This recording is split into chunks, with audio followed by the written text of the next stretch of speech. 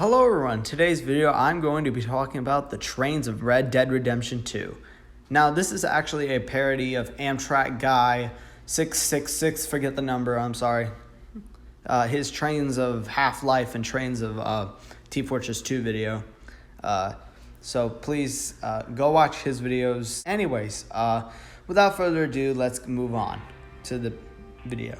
The first train of Red Dead Redemption 2 was painted in a blue and brass livery and was first seen in Chapter 1, Coulter.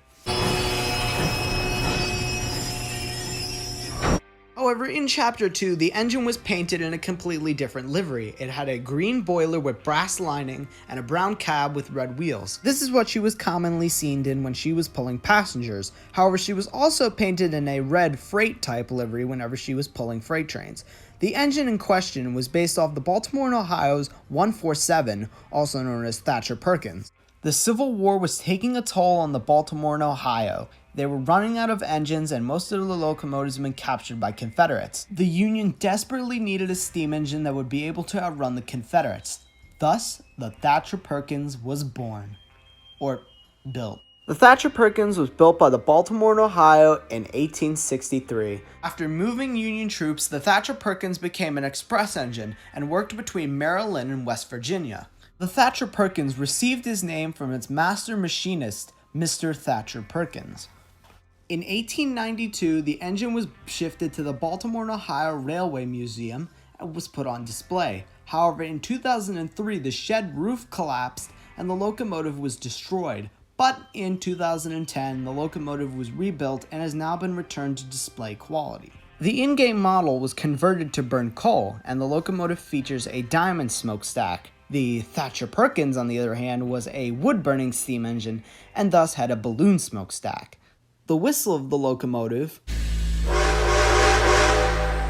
is a Canadian National 5-chime steam whistle.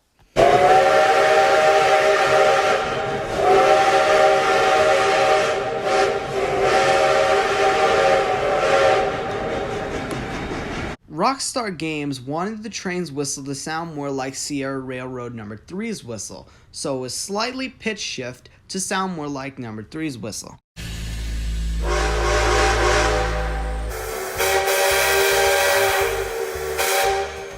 The second engine of Red Dead Redemption 2 appeared in Chapter 6, Beaver Hollow. This engine supported the same exact livery as the 460 we talked about earlier. This engine was based off the New York Central 999. It was 1892. New York was competing against its rival company, the Pennsylvania Railroad, to see who could get passengers to Chicago the fastest. New York desperately needed an engine that could be able to overtake the Pennsylvania Railroad. Thus, 999 was built. On May 10, 1893, 999 pulled the famous Empire State Express from New York to Chicago. She was said to have clocked up to 112 miles an hour. However, some people have argued that it was probably something like 81 miles an hour. Anyways, she was later retired and then she became a part of the Chicago Science Museum. But getting back to the in-game model. The in-game model has had drastic modifications, including the boiler being shortened down, and as far as I can see, that's all that's really been changed. The whistle of the locomotive is literally the exact same whistle. Now let's move on to rolling stock. First off, starting with coaches. The coaches in Red Dead Redemption 2 are based off of 1835 overton coaches.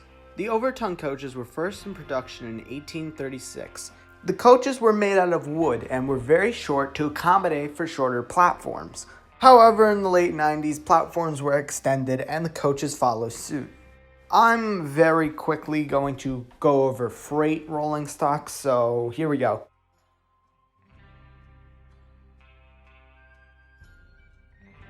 The one car that I want to talk about is the Caboose, the back of the train. It is a bobber caboose, which wasn't invented until late 1899, which is a little inaccurate for this game's time frame, so it should have been swapped out with a 26-foot caboose. But no matter.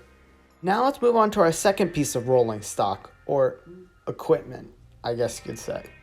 This is a hand car. Most hand cars were used for maintenance and were taken on and off the track whenever a locomotive had to pass by. The trucks were very small and lightweight and could only hold a maximum of 6 people. They were prone to wheel slipping and couldn't push or pull anything.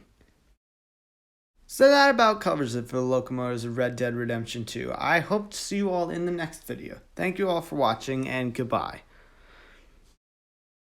However, it wasn't until the late 1960s and modernization that the train cars became longer and the platforms fall.